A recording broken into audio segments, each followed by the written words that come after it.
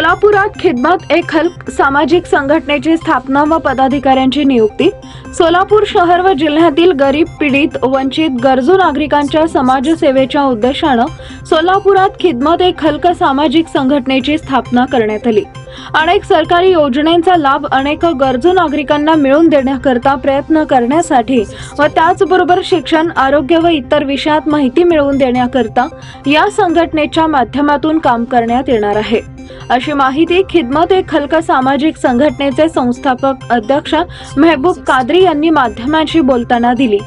या कार्यक्रमात सोलापूर शहर व जिल्हा अध्यक्ष अजरहुद्दीन नदाब, जिल्हा कार्य अध्यक्ष अकबर शेख, सोलापूर शहर सचिव चांदसाब मुजावर, शहर संघटक परवेज मुल्ला, शहर अध्यक्ष महिला विभाग रईसा तांबोळी, सरफराज पटेल, कुर्बान हुसेन, नगर प्रभाग प्रमुख आबिद चौधरी, सोलापूर शहर युवक अध्यक्ष या सर्वांना नियुक्तीपत्र पुष्पगुच्छ देऊन विविध मान्यवरांच्या हस्ते सन्मान करण्यात आला।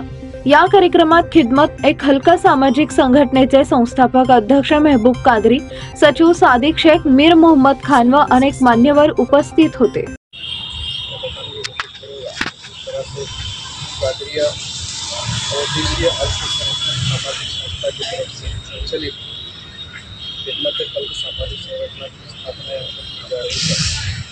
कई वर्षों से इस तरह से हमने मानवाधिकार संरक्षण संगठन के माध्यम से शासन दरबार में गरीब लोगों को न्याय दिलाने की भूमिका अपनाई थी।